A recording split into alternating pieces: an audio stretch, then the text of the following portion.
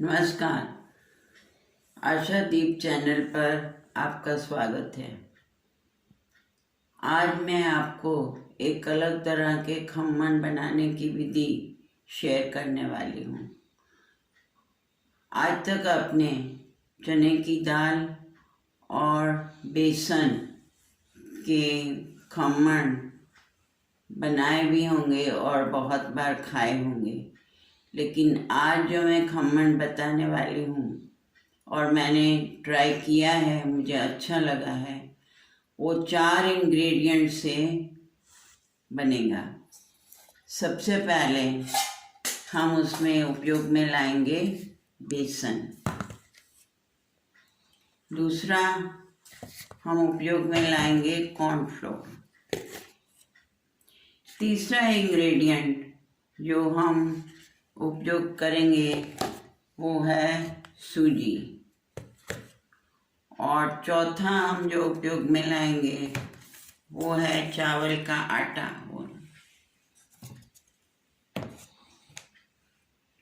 ये 4 इंग्रेडिएंट्स का हम मिश्रण बनाकर खमन बनाएंगे।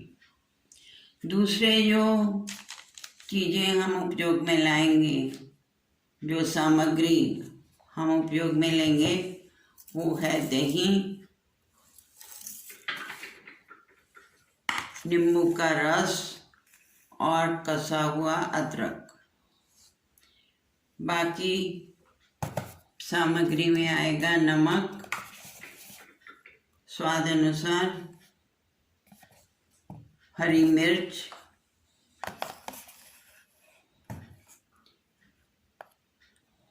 हींग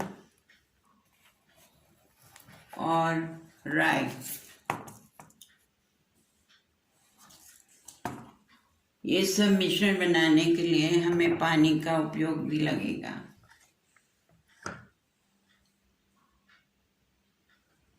और शौंक लगाने के लिए तेल का उपयोग भी होगा। ये सारी सामग्री से हम एक नई तरह का खमन बनाएंगे। बनाने की विधि तो लगभग वैसी है, पर थोड़ा सा फर्क है। अब हमें एक ही मेजर से सारी सामग्री इकट्ठी करनी है, 4 इंग्रेडिएंट्स की। पहले हम लेंगे 1 चम्मच, ये कोई भी मेजर आप ले लीजिए, उसी मेजर से सब कुछ हमें माप में लेना है। सबसे पहले हम 3 मेजर लेंगे बेसन। फिर हम उसमें डालेंगे 2 मेजर कॉर्नफ्लोर। फिर हम डालेंगे उसमें 2 मेजर रवा या सूजी। और फाइनली हम उसमें चौथा इंग्रेडिएंट ऐड करेंगे 2 मेजर चावल का आटा। ये चारों आटों को हमें अच्छे से मिलाना है, सूखा ही। उसके बाद हम उसमें डालेंगे 1 चम्मच नींबू का रस।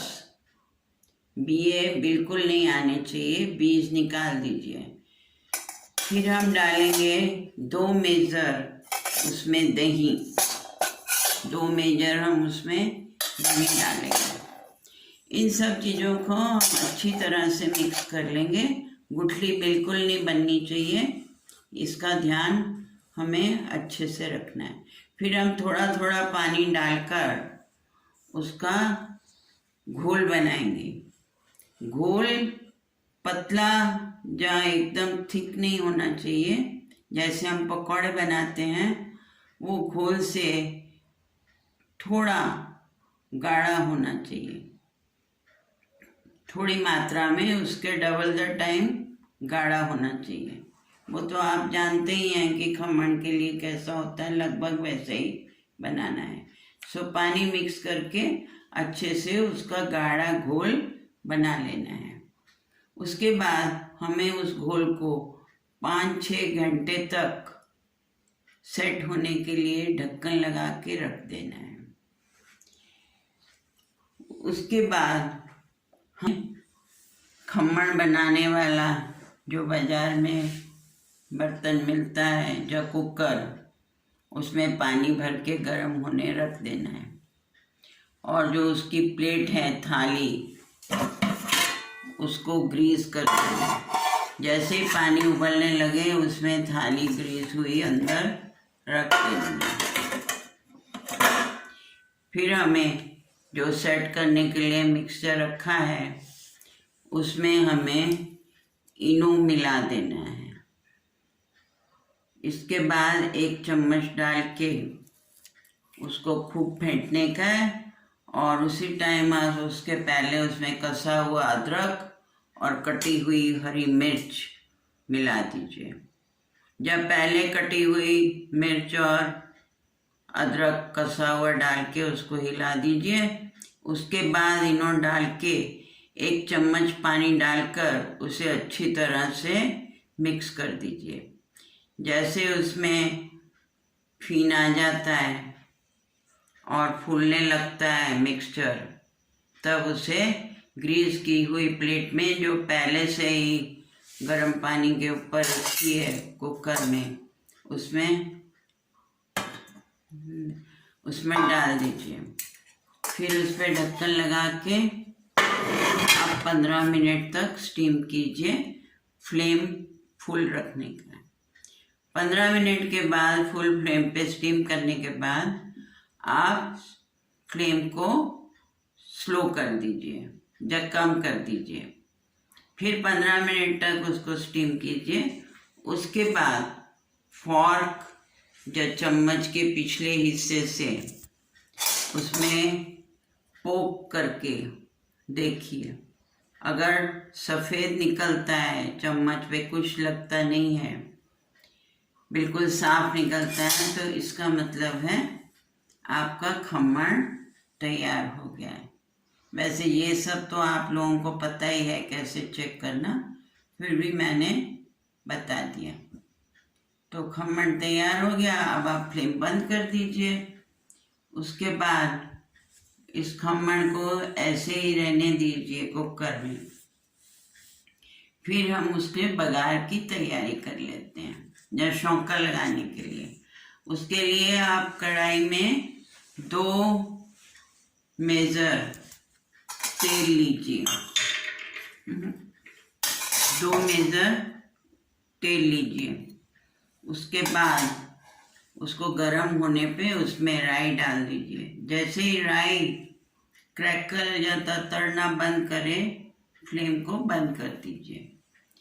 फिर 10-15 सेकंड के बाद आप उसमें चट्टी हींग डालिए और कड़ी पत्ता, 1 मुट्ठी कड़ी पत्ता काट कर डालिए।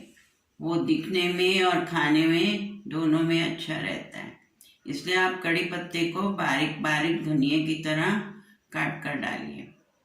तो बघार में या शौंक में आप कटा हुआ कड़ी पत्ता, थोड़ी सी हींग डाल दीजिए और उसमें 2 मेजर पानी मिलाइए। 2 मेजर पानी मिला दीजिए। फिर इसको अच्छी तरह से मिक्स कर दीजिए। तब तक आपका कुकर में जो थाली है वो ठंडी हो गई होगी, उसको निकाल दीजिए। ज़्यादा ठंडा नहीं करना, थोड़ा सा ही, जरा सा ही उसको ठंडा रखना है। ज़्यादा एकदम ठंडा नहीं करना, नहीं तो फिर वो पानी नहीं एब्जॉर्ब नहीं करेगा। फिर थाली निकाल के उसके ऊपर ये जो हमने शौंका बघार तैयार किया है वो उसके ऊपर डाल दीजिए। इस खम्मण पर आप कटा हुआ हरा धनिया और कसा हुआ नारियल डालकर परोसें। अगर आपको ठीक लगे तो लाइक और सब्सक्राइब कीजिएगा। नमस्कार।